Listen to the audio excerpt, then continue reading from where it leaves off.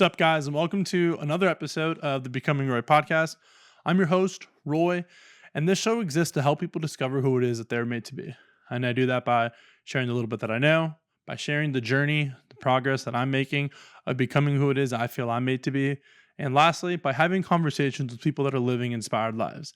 I'm feeling pretty hyped for a couple of reasons. One, I just had a birthday yesterday, turned 29, and my day was filled with phone calls and texts and people sharing pictures of us over the years. And it was great. I felt very celebrated, very seen. And that's actually a big thing for me to say. I'll probably do an episode about this in the future about it being okay to ask for things. But for the longest time, I used to hate my birthday because I wanted to be celebrated and I wanted for to have a party or to do these things, but I wanted someone to plan it for me. So I wouldn't say anything. I say, oh, I don't really want anything, and then I'd be upset when nothing happened. So lots of growth, and I'm really looking forward to 30. Now I feel like I've been building up, laying some groundwork down over the last year or two, and I'm excited. So I'm going to be doing an episode on looking back on 28, kind of looking ahead, kind of wrapping up my 30s, or my 20s, if you will. That episode will be in a decade, but there's a lot going on. Okay. Now, one of my goals is to release 100 episodes by the time I'm 30. So I have 364 days to release another 80 episodes. This is episode 20, which is 20 is a lot of episodes. So I'm going to try to do 80 in the next year, which is about 6 a month. So I've got to get cranking. Now, the other day, I had one of the coolest things happen to me. And this is the other thing that I'm feeling pretty hyped about. All right. It was Monday or Tuesday. I don't remember. It was early in the week. And I went home for lunch, got lunch, and then I was just going to grab a coffee and work from the coffee shop. So I have my backpack on. I'm walking downtown. For those who know, I'm a city boy. I live downtown. Walking downtown. And a block and a half away, I see this dude. He's like waving his arms at me. Well dressed, he's in shape. Looks like your typical finance bro. He's like, dude, are you Roy? I was like, yeah. He's like, dude, I've been watching your podcast. I was like, what? I was so shook. I literally was like, what in the world is going on? We then had a 5-minute conversation, which 5 minutes is kind of a long time to just be standing on the sidewalk, and he's telling me about the pod, telling me what he likes, and he's like commenting on things that like are being said within the episode that aren't the main point. That's not in the title, wasn't posted on social media. It's like he was actually been listening, just encouraging me, hyping me up, saying, I know you said that you feel embarrassed to share this thing, but dude, just keep doing it. Just saying some very, very nice, kind things. And it was really timely because I've been kind of in this slump for the last month, 6 weeks. And so it was very timely and it was really crazy, and it inspired this episode. So thank you. Shout out Will for just stopping and saying something and using your words. That's what I've been telling my friends about recently, or something that in the last month or so I've just been thinking a lot about. It's like, let's use our words, because we have no idea. You have no idea the impact that a sentence or a conversation or a few minutes can have. Okay.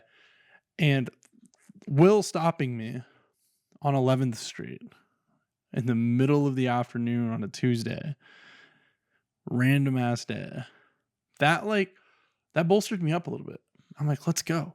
And so it got me thinking about other instances like that someone did something and maybe it was small, quote unquote small, or quote unquote irrelevant, or not really a big deal. It wasn't this grandiose exchange interaction that I still think like that they did for me, and I still think about as an adult. Okay. So I have that story and 3 other stories of just very impactful interactions that are very small and minimal. And the point is, hopefully then you will do something like that. Okay. So the first one is, I was 7 years old. I was maybe 7 or 8 years old. Okay. And This was at the first church that I'd ever attended. Now, real quick, this is not a Christian podcast, but I am a Christian. My faith is in Jesus. He has radically saved my life. He is the one I have hope in. I say that because this podcast is not just for Christians, and so I want to be mindful of people that aren't interested. Okay, I'll leave the timestamp for the next story in the description below. But in the same sentence and in the same breath, I also do not want to be passive, and I want people to know what I believe, why I believe, and I will take that stance. So if you're not a Christian, you should listen to the story because it's really cool. But if you're super turned off to that, just skip ahead. Timestamp will be below for the second story. Now that's out of the way. It was my first church experience. I was 7 or 8 years old. If you want a little bit more history on my church lore, my religious lore, I have a whole episode on why I doubt God. It's like episode 4 or something. It's pretty good. Check that out. Shameless plug. Okay, so this church we went to was kind of weird because they met on Saturday nights. And my parents were new to faith or newer to faith. They grew up kind of Christian, had an experience where then they came, like a coming to faith moment, came to faith, whatever. And so we had gone out to dinner with a group of people, and on Saturday night before church was at 6:30, and we went to dinner before, and the church had a guest. It was a missionary. It's the first time I remember meeting a missionary. And this guy, he had to have been 23 to 26. Like, he was like mid-20s. And I remember we were at Cheddar's on East State, and this dude was talking to me. I'm 7 years old. I'm 8 years old. And this 20-year-old who, I mean, in my head is so old, so cool. He's telling stories about what he's doing. He was like in other countries telling people about Jesus and people that like didn't speak English. He was from Australia. He was just really cool dude. And he like was talking with me. I just remember him like looking me in the eye as a 7-year-old, an 8-year-old. Like, what in the world? Like, why is this dude giving me the light of day? Like, he's telling his stories and is like looking at me telling the stories while we're also at a dinner table with 15 people. And so then fast forward, we go to church. Don't remember anything from church, but he did speak and he was sharing more stories. Okay, and it was just really cool. I remember saying like, this dude's really cool, not just as an adult, like looking at me, but he's also like sharing really cool stories about telling people about Jesus and all these things. And then afterwards, church is over.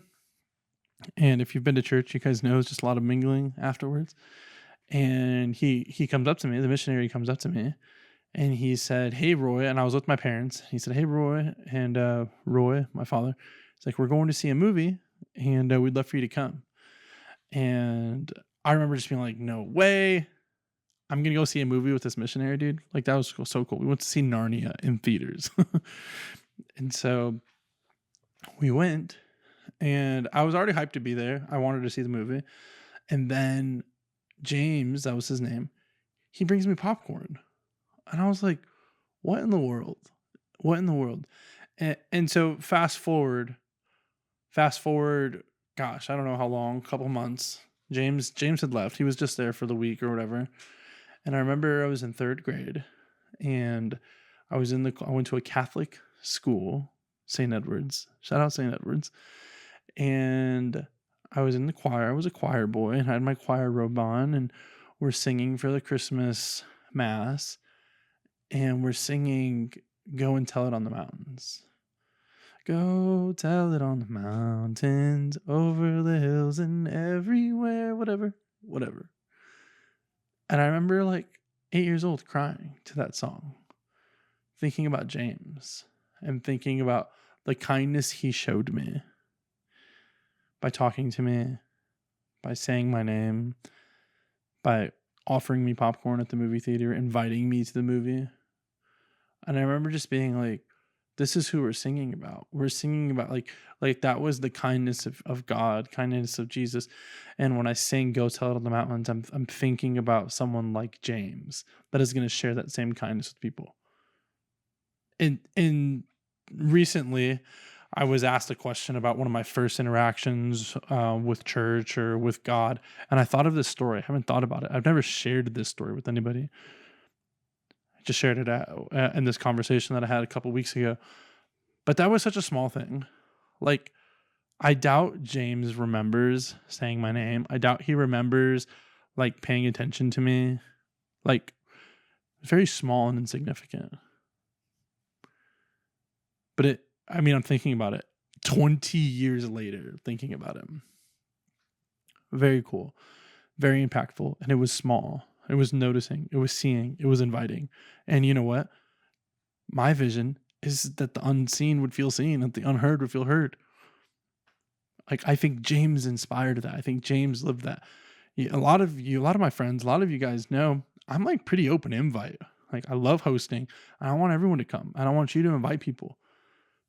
James kind of exemplified that amongst many other people in my life. But like, I look at who I am today and I can actually like trace it back to some of these couple stories. So that's story number 1. Story number 2. This one, I almost recorded this episode without remembering the story. So I'm glad my pre-podcast ritual is to go for a walk, kind of do the podcast on the walk, think about things so I can have more energy and know what I'm going to say. And this hit me on my walk. And for this story, I was like 16 years old. Okay, maybe 16, 17. I worked at a frozen yogurt shop, Red Mango. Shout out Bella. Shout out Hannah. Shout out, gosh, not the managers. It was a very interesting job. I loved that job. It was so fun. It was super good and super fun because I worked with some of my friends, but also very dramatic. So whatever, it was great.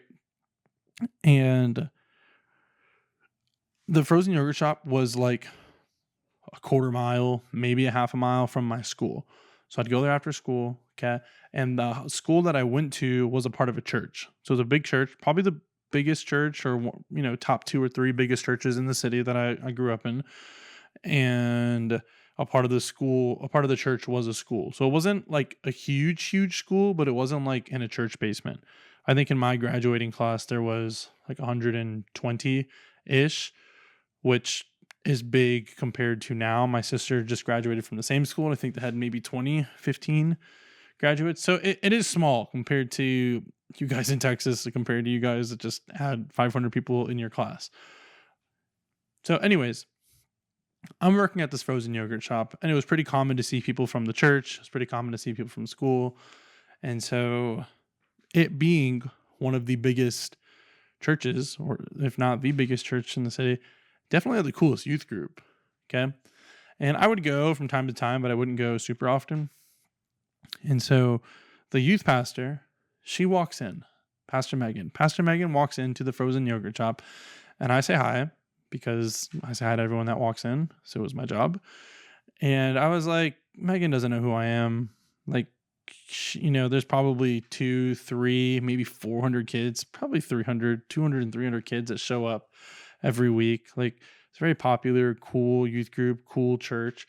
I was like, there's no way she's going to know who I am. I barely show up. I don't go very often, yada, yada, yada. And so I just treated her like I treated everyone else. And she was in with her daughters. And, they get their frozen yogurt. They come over to the topping bar. They get all their toppings. They start to put their cups onto the scale. And Pastor Megan goes, Roy, how are you doing? I remember feeling for my name tag. Like, I don't have a name tag. We didn't know our name tags. I was like, how do you know my name? She's like, Roy, you go to the school. She goes, you go to our youth group. Why wouldn't I know your name? And I remember just like, that was pretty much the whole thing. And then I said like, good, how are you? And like, we kind of just went there, but I remember just being so shocked, so shook that this pastor that was very cool and very popular, that was not their aim. She was a great pastor. But just the nature of it all, she was cool. One second. Sorry, I'm paranoid that I wasn't recording. So she was really cool. And I remember being so shook. that she knew my name. Now, if I asked Megan now, who, like, what do you remember that interaction? She probably doesn't. Maybe she does, but Megan and I never had, like, we never had any deep conversations. I never asked her questions about her sermon. Like, there wasn't much interaction, but she knew my name. And I remember that. And I remember feeling so seen in that moment. And so me right now today, as an almost 30-year-old, I have a note in my phone. It's called Remember These Names. And I try to remember people's names. And it's kind of subconscious. I don't like link it to Megan. Like I said before I recorded this podcast, I forgot about this story. But I think Megan is one of the reasons I want to remember people's names. I think James is one of the reasons that I want to remember people's names. Now, such a small, minor, very minuscule interaction, little thing that I'm thinking about 20 years later. You can do that. You can have that same impact. Okay. I'm going to share one more story of one more person. I think this person, I'm going to probably breeze over it because this guy needs his own podcast. Actually, he needs to be on the podcast because this is, for those that know me, you guys know I kind of like have tiers for things. I don't rank like the best. It's like top tier, and there can be 10 things in that tier that are the best. This is top tier, S tier, most influential people in my life. Like up there with my dad, up there with my mom, up there with my grandma. And it was my neighbor slash Bible teacher. He also taught a couple other classes, and his name is Sonny. And Sonny is the reason that a big reason, big contributor. Again, takes a village, so it's I have a lot of influences. But Sonny is one of the biggest influences on why I want to be generous. He's one of the, if not the biggest influence on why I want to work with young people, teenagers, and young adults. Okay, he just is so much of the person that I want to be, as far as generosity, as far as seeing people, as far as just the wisdom that he carries, the patience, the friend that he is. Okay. Now, I have a lot of stories about Sonny, but the most impactful one is I had graduated in 2015, and in June of 2015. Okay. So this story is in the fall of 2015. So I live close. I still had friends at the school. I would still help out with like taking photos, or like I was around a little bit. And so I was around a little bit. I was going to community college, which was, 5 blocks away from the high school. And I was working at JCPenney Portrait Studio. Very niche pull that I'm giving you guys right now. Some deep lore. Okay. And this is the year that the Golden State Warriors won 73 games and only lost 9. And if you know me, you know I love basketball. Love basketball. Knicks in 4. And I'm at the portrait studio. I get a text from Sonny or a call. I don't remember. But it was like, hey, man, do you want to go see the Warriors play? Or it was like, what would you do if I told you I had tickets for the Warriors game? Warriors versus Bucks. And I was like, I'd lose my mind. And so I think he called me, or it was something. I don't remember. I just remember he's like, yeah, I have tickets for us. He'd gotten me tickets to see the Warriors Bucks play. And I remember just screaming at the top of my lungs. And I remember literally weeping. I was literally crying. So happy, so excited. It was my first NBA game ever. Okay. And so we go, fast forward, however, week 2, a couple weeks, we go, he picks me up. I try getting gas. He won't let me pay for gas. I try buying food for him. He buys my food before we go out there. I was like, what? I was like, all right, I'll buy the ticket, the parking. He doesn't let me pay for parking. Okay. Then we park and then we go in. He's like, dude, you got to try the Milwaukee dog. I was like, what? I was like, all right. So I go to get it. He pays for that. Like, he wouldn't let me pay for a thing. And in the middle of all of that, I remember seeing a homeless guy, and he was like, he was asking for money. He's like, I don't have any cash, but I'll buy you food. So he bought him food after buying me food. And it's like, I know he didn't do I know no one knows about this story. And I know that I'm not the only one that he's done that for. I know that he's been, and I can only imagine and guess and assume that he's been this generous to other people as well. And this is not really a little thing, because this was really big, you know? But when I think about him and how frequent he probably does things similarly, I don't know that like he thinks about that random time in 2015 when he took a random, like, one of his students to a basketball game. Like, I'm sure he remembers it, but I don't think he's thinking about that. I think he just lives from a place of being generous and hospitable, hospitable, hospitable, and all these things. That's like, it just kind of overflows. And it's just beautiful. It's beautiful, beautiful, beautiful. And I'm fortunate and blessed and grateful that sometimes people tell me stories of things that I don't remember. Like, oh, do you remember when you, like, I don't remember doing that for you. And I don't know that it's had anywhere near the impact of the stories that I just shared. But the point of this whole thing, the point of this whole podcast episode is that you have the ability, you have the power, you have the opportunity every single day to leave a lasting impact on someone's life by simply knowing their name, by simply seeing them, by simply treating them the way that you wish you were treated. Or what I love to tell people is, just be for them what you wish you had when you were in that position. Like, maybe you just met someone and it's their first year in college and they're figuring it out. Can you just pause, think about your freshman year of college? Like, oh, what is it that I wish I had? And can you be that for them? You know what I'm saying? Maybe you're at a job and you're working with teenagers. You're like, these damn high schoolers, yada, yada. Can you just pause and think about how you were when you were 17, when you were 18? And can you be for them what you wish you had? I'm actually going to share one more story of something really small and little. Okay. When I was a freshman in high school, I was actually homeschooled in middle school. So I was itching, jonesing, craving, fiending for some social interaction. And so I get to high school, first time like in school in 3 years. And I was so excited. I didn't know where to sit for lunch. And for whatever reasons, the seniors let me sit with them. It was Taylor and Marissa and Ryan, and I would sit with them. And it was just, I was like, I couldn't believe freshman Roy was sitting with seniors. That was the coolest thing. And I sat with them, almost every day for an entire year.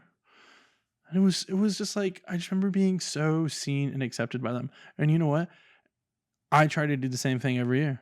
I was a sophomore, I sat with freshmen. I was a junior, I sat with freshmen. I was a senior, I gave up my off-campus lunch to sit with freshmen. And it's like, it's because 3 seniors, Ryan, Taylor, and Marissa, sat with me. Gosh, I haven't thought about that in so long. But that's the point, is that you can do these things. You can leave a lasting impact on someone's life by simply inviting them to the table, by simply knowing their name. Very small, simple things, by simply being thoughtful and mindful.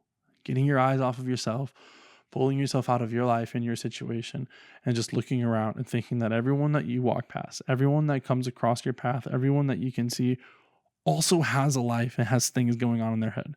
So you should take a moment, pause, and be an encouragement. It's very cool stuff. Okay. Anyways, that's it. That's the point. Use your words, change someone's life in a small way, remember someone's name, write the names down. Like, let's do this thing. Let's leave people in places better than we find them. Let's use what's inside of us, the gifts inside of us, to help other people. All right. So control what you can control, apply what you need to apply, make it a great day. And that was a great episode 20.